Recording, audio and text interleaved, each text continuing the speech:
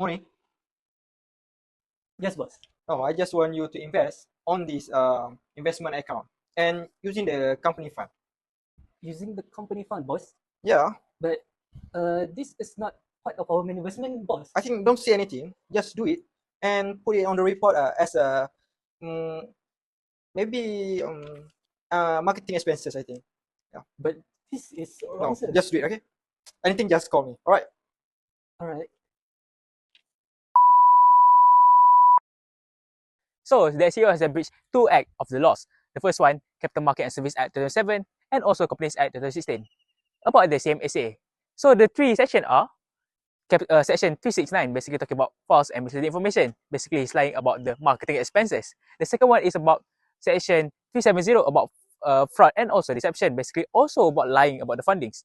And then for the last one, the Section 354 is basically talking about a market misconduct did by the CEO.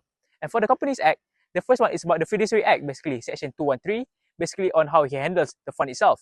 And then for the second one, the Section 218, basically about improper use of the property.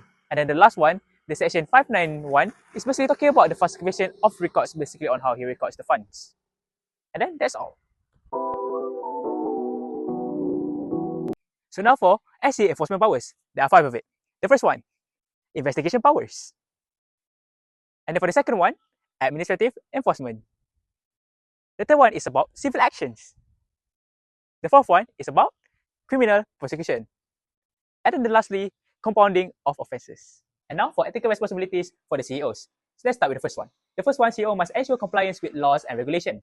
The second one, the CEO must promote honest and accurate disclosures. The third one, he must prevent market misconduct from happening.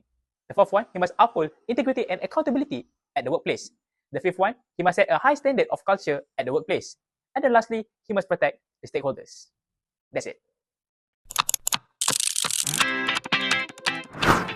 When CEO misuse company fund and disuse them as marketing expenses, it triggers a chain of a serious damage. So here, the impact, risk, and consequences for both the company and the CEO. Impact.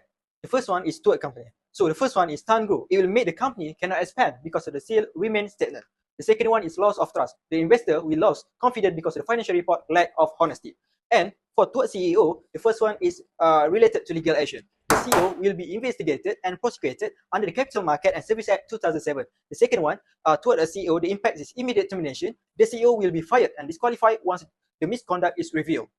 Now is the risk. The first one is towards company. So for the towards company, the first risk is a price crash. News of misconduct will trigger panic selling and make a share price crash. The second one for risk towards company is license revocation. Authority may take away the business license so the company cannot operate. The second one is towards CEO. So the risk towards CEO is the first one is frozen asset. The Security Commission can freeze the CEO bank account to prevent spending a stolen money. The second one, the risk towards CEO is facing bankruptcy. The CEO must pay a penalty of 3 times the stolen amount or face bankruptcy.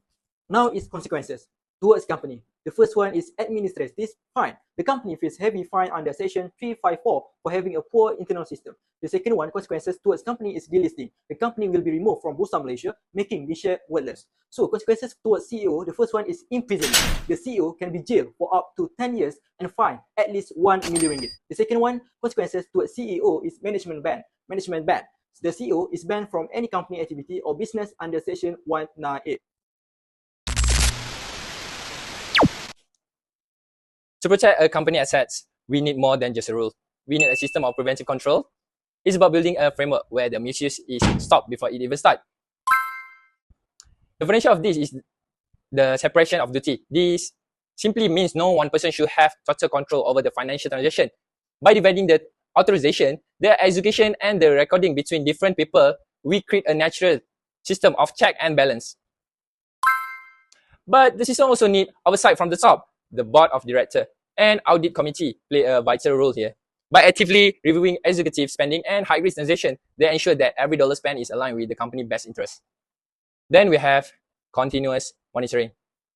Internal Audit Act and as earlier warning system to catch irregulative, while external audit provide an independent stamp of approval. In high-risk area, we can even use forensic audit to dig deeper into potential fraud.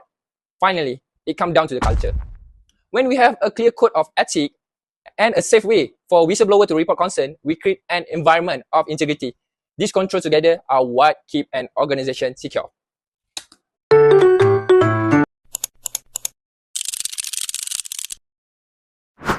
To address corporate misconduct, we must evaluate the most suitable penalties. Maintaining market integrity requires a combination of criminal, civil, and administrative actions. Under Section 317A of the CMSA, the CEO faces criminal penalties for deliberately falsifying records. This can result in a minimum fine of 1 million ringgit and up to 10 years of imprisonment.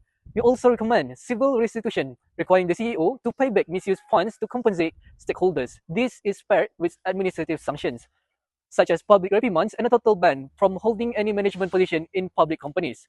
Beyond legal fines, the inevitable reputational damage effectively ends a career by destroying professional trust. Together, these penalties ensure financial restitution, punish the crime, and shield the market from the future misconduct.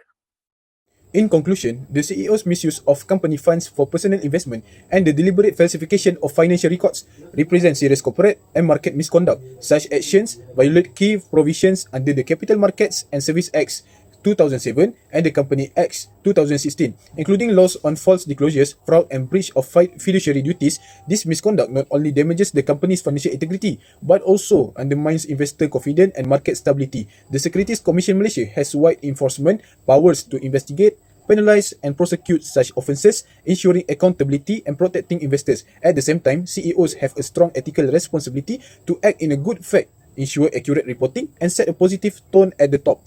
The impacts on the consequences are ranging from financial losses, reputational damage, and regulatory sanction for the company to dismissal, fines, imprisonment, and disqualification for the CEO. Therefore, strong internal controls, effective board of oversight, and a culture of ethical leadership are essential to prevent such misconduct and to maintain trust in Malaysia's capital market. Thank you.